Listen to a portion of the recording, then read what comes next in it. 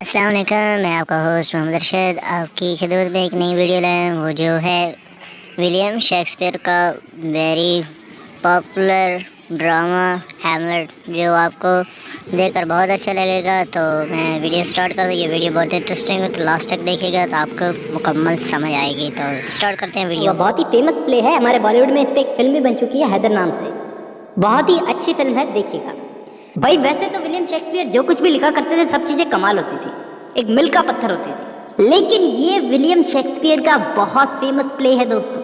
इसकी फेम का अंदाजा आप इसी बात से लगा सकते हैं कि ये बहुत से कॉलेजेस, बहुत से स्कूलों में पढ़ाया जाता है हमारे यहाँ की। मतलब जो भी इसकी स्टोरी सुनता है उसको इसकी स्टोरी भा जाती है, आपको भी भा जाएगी। शुरू करते हैं आज की हमारी वीडियो।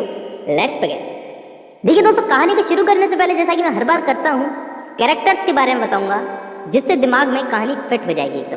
तो सबसे पहले हम लोग बात करते हैं कहानी के हीरो की, हैमलेट। ये इस कहानी का ट्रेजिक हीरो है जो अपने पिता की मौत का बदला लेना चाहता है।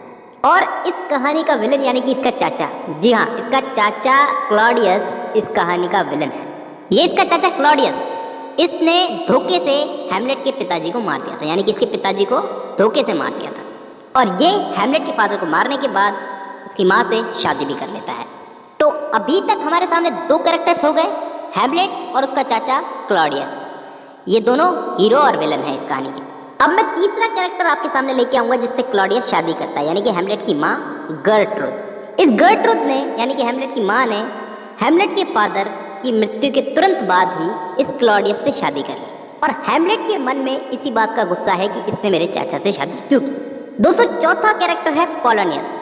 ये लॉर्ड ऑफ चैम्बरलिन है डेनमार्क का। मतलब कि जिस महल की हम लोग बात कर रहे हैं, हैमलेट के महल की, उसमें ये एक दरबारी है। और इस पोलोनियस की बेटी ऑफिलिया से हैमलेट प्रेम करता है। गलती से इस पोलोनियस को ये हैमलेट मार देता है और हैमलेट की प्रेमिका ऑफिलिया अपने फादर की डेथ की गम में ही मर जाती है। फिर इसके बाद इनकी मृत्यु का बदला ऑफिलिया का भाई यानी कि पोलोनियस का बेटा हैमलेट से लेता है। अब एक लास्ट कैरेक्टर मैं आपको बताऊंगा, होरेशियो। ये हैमलेट का एक पक्का दोस्त है, यूनिवर्सिटी, जिस यूनिवर्सिटी में हैमलेट पढ़ता था उसका दोस्त है, जो कहानी के अंत तक हैमलेट का साथ देता है। दोस्तों, वैसे तो बहुत सारे कैरेक्टर्स हैं इस कहानी में, लेकिन इतने कैरेक्टर्स काफ़ी हैं। ये मेन कैरेक्टर्स हैं जिनके बारे में आपको पता होना चाहिए। आगे कहानी पढ़ेंगे तो बाकी कैरेक्टर समझ में आ जाएंगे। तो दोस्तों, अब कहानी शुरू करते हैं हमारी। देखिए, इस कहानी की शुरुआत होती है एक भूत से जो बिल्कुल हूबहू डेनमार्क के राजा की तरह दिख रहा है, जिनकी हाल ही में अभी अभी मृत्यु हुई है। अब ये जो भूत है, ये शाही किले की दीवार के आसपास जो किले के गार्ड्स होते हैं उनको दिखाई पड़ा है। तो अब उस भूत को देख करके किले के गार्ड्स जो हैं वो डर गए। वो जल्दी जल्दी होरेशियो के पास गए। अब होरेशियो शक्की किस्म का आदमी है। देखिए, मैंने आपको बताया था होरेशियो कौन है, हैमलेट का दोस्त है। तो अब ये थोड़ा शक्की किस्म का आदमी है। ये मतलब हर बात पे आसानी से विश्वास नहीं करता। तो अब जब गार्ड्स उसके पास डरे डरे आए और गार्ड्स ने उनको बोला कि उन्होंने भूत देखा है डेनमार्क के राजा का, तो वो आसानी से विश्वास नहीं किया, शक्की किस्म का आदमी है, तो वो भूत देखने खुद गया। अब जब उसने भूत देखा तो उसे भी इस बात पे यकीन होने लगा, हाँ, ये डेनमार्क के राजा का भूत है। तो अब होरेशियो ने ये सोचा कि इस बात को हैमलेट को बताता हूँ कि तुम्हारे पिता का भूत जो है वो किले की दीवार के आसपास देखा गया है। अब जब होरेशियो और गार्ड्स ने आकर के उसको बताया हैमलेट को कि तुम्हारे पिता का भूत देखा गया है, तो हैमलेट उस भूत से मिलने गया। अब उस भूत ने भी हैमलेट से उसके पिता का भूत होने का दावा किया कि मैं तुम्हारे पिता का भूत हूँ। वो हैमलेट से कहता है कि मुझे तुम्हारे चाचा क्लॉडियस ने मारा है, और वो भी धोखे से, और हैमलेट तुम्हें मेरी मौत का बदला लेना पड़ेगा। ठीक है, भूत अपनी बात कह करके वहां से चला गया। लेकिन हैमलेट को अभी भी इस बात पे शक है, इस बात पे संदेह है कि क्या वास्तव में वो भूत उसके पिता का ही भूत था, और क्या वो जो भूत कह रहा था कि उसके चाचा क्लॉडियस ने उसके पिता की हत्या की धोखे से, क्या ये बात सही है या फिर कुछ और ही मामला है। अब दोस्तों, हम लोग क्लॉडियस के बारे में जानते हैं कि ये क्लॉडियस कौन। देखिए दोस्तों, क्लॉडियस हैमलेट का चाचा है जो इस वक्त वर्तमान में डेनमार्क का राजा बना हुआ है। मतलब कि इससे पहले डेनमार्क का जो राजा था वो हैमलेट के पिताजी थे, जिसका भूत अभी अभी हैमलेट ने देखा है। अब उस भूत के अनुसार इस चाचा क्लॉडियस ने अपने भाई की हत्या की धोखे से। उसके बाद उसकी गद्दी पर बैठा, यानी कि डेनमार्क का खुद राजा बन गया, और उसकी विधवा यानी कि हैमलेट की माँ रानी गर्ट्रुड से उसने शादी कर ली। हैमलेट से ऐसा ही तो कह रहा था भूत। ठीक है, अब कहानी को आगे बढ़ते हैं। अब देखिए दोस्तों, ये जो क्लॉडियस है ऐसा नहीं है कि ये एकदम नाकारा राजा है। मतलब एक बार के लिए मान लो कि अगर इसने अपने भाई की हत्या भी की है तो इसका मतलब ये तो नहीं है ये एकदम नाकारा है, ये राजपाट की तरफ ध्यान ही नहीं देता। दोस्तों ये एक बहुत ही कुशल शासक है।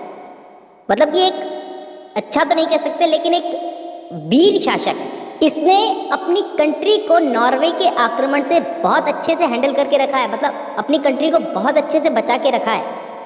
नॉर्वे का राजा फॉर्टिनबर्ग बार बार डेनमार्क पे आक्रमण करता रहता है, लेकिन इस क्लॉडियस ने डेनमार्क को अच्छे से बचा के रखा है नॉर्वे के आक्रमण से। यानी कि ये कह सकते हैं कि ये एक वीर राजा है। तो अब इस कहानी में क्या होता है, हैमलेट को जब अपने पिता के भूत से ये पता चला कि उसके चाचा क्लॉडियस ने हत्या की है उसके फादर की, लेकिन अभी वो इस बात के लिए श्योर नहीं है। तो जैसा कि उस भूत ने कहा था कि मेरी मौत का बदला लेना, उसके फादर के भूत ने, तो उसने बदला लेने वाली बात कुछ समय के लिए टाल दी। पहले पक्का तो करे कि वास्तव में क्लॉडियस ने उसके पिता को मारा है या फिर ऐसे ही। तो अब हैमलेट क्या करता है, एक गेम खेलता है। वो क्या है, सबके सामने पागल होने का नाटक करता है। वो कंप्लीटली लोगों को बताना चाहता है कि मैं पागल हो चुका हूँ। कभी तो वो इस पागलपन में सुसाइड करने की कोशिश करता है, आत्महत्या करने की कोशिश करता है, और कभी कभार दिखाने की कोशिश करता है कि उसे जो है वो संसार की सभी महिलाओं से, औरतों से भरोसा उठ गया है। अब दोस्तों इसी महल में एक व्यक्ति है पोलोनियस नाम का। जी हाँ, ये पोलोनियस। तो इस पोलोनियस ने सोचा कि हैमलेट की ये जो भी पागलपन वाली हालत हुई है ये मेरी बेटी ऑफिलिया के प्रेम में हो गई है। अब महल में बाकी लोग भी, जैसे इसका चाचा क्लॉडियस हो गया, इसकी माँ गर्ट्रूड हो गई, ये सब हैमलेट की इस हालत को देख करके परेशान थे। बल्कि क्लॉडियस को तो पहले यकीन भी नहीं हो रहा था कि ये जो हैमलेट जो ना पागल हुआ है ये वास्तव में पागल हुआ है या फिर नाटक कर रहा है। अब क्लॉडियस और गर्ट्रूड ने क्या किया कि हैमलेट के पुराने दोस्त थे दो, अब ये नाम है उनके, मैं नाम में से प्रोनाउंस नहीं किए जाएंगे तो प्लीज़ याद रख लेना। तो इन दोनों को बुलाया अपने पास में और उन दोनों को कहा कि पता लगाओ कि हैमलेट के साथ प्रॉब्लम क्या है, उसकी ऐसी हालत हुई कैसे। मतलब सारे के सारे ही हैमलेट के पीछे पड़ गए, अब उसे पागलपन में भी जीने नहीं देंगे। ये पोलोनियस जो है ऑफेलिया का फादर, ये भी जासूसी कर रहा है हैमलेट की। यहाँ पर क्लॉडियस और गर्ट्रूड ने यानी कि उसके चाचा और माँ ने भी हैमलेट के पीछे उसके दो दोस्तों को लगा दिया। अरे बच्चे को जीने दो यार, अब क्या जान ही लेके मानोगे उसकी। लेकिन दोस्तों कुछ भी हो, यहाँ पे हमारी कहानी का हीरो जो है हैमलेट, ये पागलपन में ही सही अपनी अलग ही प्लानिंग कर रहा है। उसको इस बात का कंफर्म करना था कि क्या वास्तव में उसके फादर की हत्या उसके चाचा क्लॉडियस ने की है। अब हैमलेट ने क्या किया, एक प्ले खेला। आप समझते हो थिएटर में प्ले खेलते हैं, हाँ वैसा ही प्ले खेला इसने। वो एक नाटक मंडली के साथ मिल करके उसने अपनी माँ गर्ट्रूड और अपने चाचा क्लॉडियस के सामने एक प्ले खेला। और अब ये प्ले बिल्कुल वैसा ही था जैसा कि उसके पिता के भूत ने उसको कहानी सुनाई थी कि किस तरह से तुम्हारे चाचा ने मुझे मारा, और खुद डेनमार्क की गद्दी पर बैठ गया।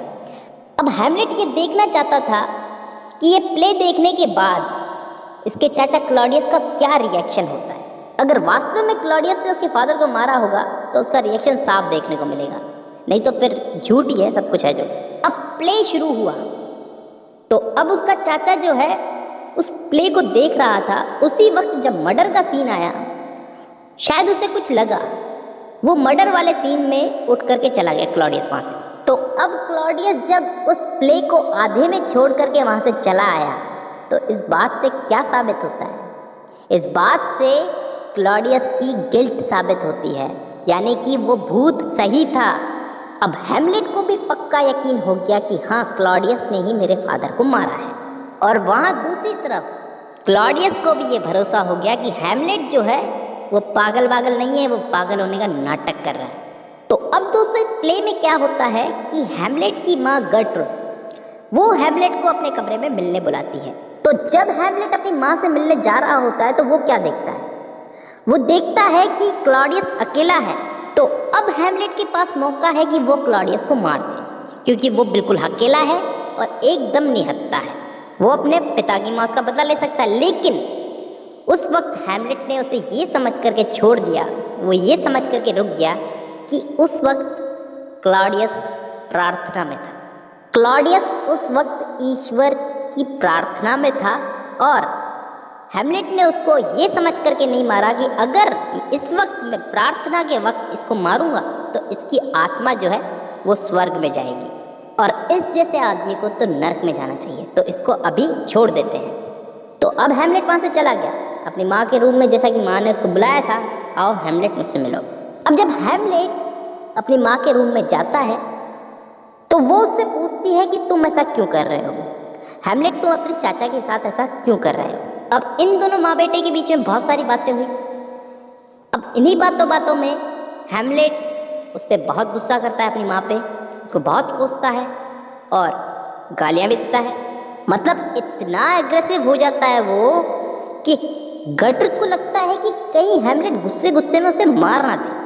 अब इस रूम में दोस्तों इन दोनों माँ बेटों के अलावा एक बंदा और है जो पर्दे के पीछे छुपा हुआ है, सब कुछ सुन रहा है इन दोनों की बातें, और वो है पोलोनियस, ऑफेलिया का फादर, है ना।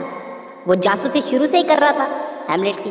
तो जैसे ही हैमलेट अपनी माँ पे गुस्सा करता है, एग्रेसिव ज़्यादा हो जाता है, तो पोलोनियस पीछे से चिल्लाता है बचाओ बचाओ करके। मतलब वो तो छुपा हुआ था, उसके मुंह से गलती से हेल्प निकल गया, तो हैमलेट ने सोचा कि पर्दे के पीछे उसका चाचा क्लॉडियस है। अब हैमलेट ने क्या किया, ना आव देखा ना ताव, उठा करके तलवार सीधा घुसेड़ दी और वहाँ पे ही पोलोनियस मर गया। अब हैमलेट ने उसको जानबूझ के तो मारा नहीं है, वो तो गलती से मर गया। भाई हैमलेट ने तो सोचा था उसका चाचा क्लॉडियस है पर्दे के पीछे, लेकिन निकला तो ये पोलोनियस। अब हैमलेट के लिए तो दिक्कत हो गई ना, उसने तो गलती से ही सही लेकिन मर्डर तो किया है। तो अब हैमलेट का चाचा क्लॉडियस कहता है कि हैमलेट ने जो है वो पोलोनियस का मर्डर करके बहुत बड़ा गुनाह किया है। तो अब मैं क्लॉडियस हैमलेट को इस गुनाह की सजा से बचाने के लिए उसके जो दो दोस्त हैं जिनको जासूसी के लिए लगा रखा था पीछे इसके, इन दो दोस्तों के साथ मैं इसे इंग्लैंड भेज दूंगा। हैमलेट की सेफ्टी भी तो जरूरी है, यहाँ रहेगा तो फिर इसे सजा होगी।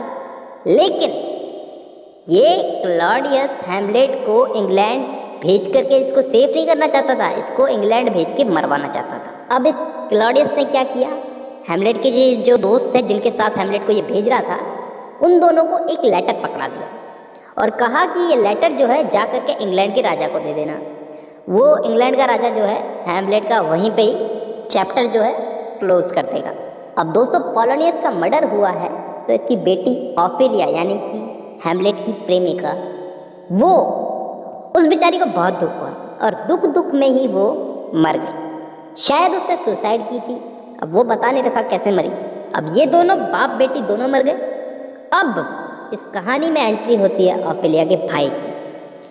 इसको जब पता चला कि इसके फादर की जो है डेथ हो गई है और इसके फादर को मारा गया है, तो वो फ्रांस से वापस आ गया।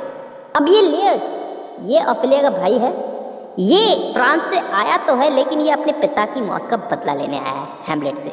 अब जब ये डेनमार्क में वापस आया तो के चाचा क्लॉडियस ने इसे और भड़काना चालू कर दिया कि तुम्हारे जो फादर की मौत का जिम्मेदार है वो हैमलेट है, तुम उसको मारो। वहीं दूसरी तरफ जिस जहाज से हैमलेट को इंग्लैंड भेजा जा रहा था उस पर कुछ समुद्री डाकुओं ने हमला कर दिया। लेकिन अच्छी बात ये थी कि हैमलेट उन डाकुओं से बच करके डेनमार्क भाग आया। लेकिन बेचारे ने यहाँ आके भी गलती कर दी, क्योंकि यहाँ पे तो ऑफेलिया का भाई जो है वो उसकी जान लेने के लिए उतारू है। और जब हैमलेट को ये बात पता चली कि ऑफेलिया ने भी अपने पिता की मृत्यु के गम में जान दे दी है, तो हैमलेट वहाँ पे गया उसके फ्यूनरल में, अंतिम संस्कार में। तो वो ऑफेलिया के अंतिम संस्कार में पहुँचा, वहाँ पे इसे ऑफेलिया के भाई ने पकड़ लिया और लड़ाई होने लगी इन दोनों के बीच में। अरे अरे अरे भाई भाई भाई भाई भाई, अगर लड़ना ही है तो ढंग से लड़ो ना यार। मतलब दोस्तों यहाँ पे आ गया कहानी का अंत, मतलब बहुत पास पहुँच चुके हैं हम कहानी के अंत के। तो अब दोस्तों इस कहानी के इंटरेस्टिंग क्लाइमैक्स में यानी कि अंत में ये होता है कि एक मुकाबले का आयोजन होता है। इस मुकाबले का आयोजन किया है चाचा क्लॉडियस ने। ये मुकाबला होगा हैमलेट और ऑफेलिया के भाई के बीच में। अब इन दोनों के हाथों में एक एक तलवार पकड़ा दी गई है, लेकिन दोस्तों यहाँ पे ऑफेलिया के भाई के हाथ में जो तलवार है इस पर जहर लगा दिया गया है। जी हाँ, क्लॉडियस के कहने पर इस पर जहर लगा दिया गया है। और ये जहर इसलिए लगाया गया है ताकि जब ये तलवार हैमलेट को घायल करे तो उस जहर से हैमलेट मर जाए। और अगर मान लो गलती से भी हैमलेट इस मुकाबले में जीत गया और जरा सा भी घायल नहीं हुआ तो जीत के बाद उसे एक शरबत पिलाया जाएगा जिसमें जहर मिला दिया गया है। जी हाँ, चाचा क्लॉडियस ने सब कुछ सेट करके रखा है हैमलेट को मारने के लिए। लेकिन यहाँ पे कुछ उल्टा ही हो जाता है। उल्टा कैसे हो जाता है कि जिस जहर वाले शरबत को चाचा क्लॉडियस ने हैमलेट को पिलाने के लिए रख रखा था उसको हैमलेट की माँ गर्ट्रूड पी जाती है। दूसरी तरफ वहाँ पे हैमलेट और ऑफेलिया का भाई दोनों मैदान में लड़ रहे हैं। तो ऑफेलिया के भाई ने हैमलेट को तलवार से घायल कर दिया, लेकिन इसी के साथ साथ दोनों की तलवारें एक्सचेंज हो गई। फिर वो जहर वाली तलवार हैमलेट के हाथ में आ गई तो हैमलेट ने भी उसे घायल कर दिया। और वहीं दूसरी तरफ गर्ट्रूड जो हैमलेट की माँ थी उसने जहर वाला शरबत पी लिया तो वो मर गई। तो अब ऑफेलिया का भाई क्लॉडियस की सारी चाल समझ गया था। उसे पता चल गया था कि क्लॉडियस ने ये युद्ध जो हम दोनों के बीच में रखवाया है हैमलेट और मेरे बीच में, ये सब इसकी एक चाल है। लेकिन अब वो क्या करता, वो भी घायल हो चुका था जहर वाली तलवार से तो वो भी मर गया। अब हैमलेट जब वो मर गया तो हैमलेट को पता चला कि तलवार पे तो जहर लगा हुआ है। तो हैमलेट ने सोचा कि मैं भी मरने वाला हूँ कुछ ही समय में, लेकिन मरने से पहले इस क्लॉडियस की जान लूँगा। और उसने उसी तलवार से क्लॉडियस को भी मार दिया और खुद भी मर गया। अब वहाँ पे नॉर्वे का राजा डेनमार्क से जंग लड़ने पहुँचा तो उसने क्या देखा कि सबके सब तो यहाँ पे मरे पड़े हैं, तो अब मैं जंग किसके साथ लड़ूं। तब हैमलेट के दोस्त हॉरिशियो ने नॉर्वे के राजा को हैमलेट की सारी कहानी बताई कि ऐसा ऐसा हुआ था और यहाँ पे युद्ध हुआ और हैमलेट जो है वो मर गया है। तो नॉर्वे के राजा ने हैमलेट का सम्मान कुछ इस तरह से किया जैसे कि एक बहादुर सिपाही का किया जाता है। और इसी के साथ आज की हमारी कहानी हैमलेट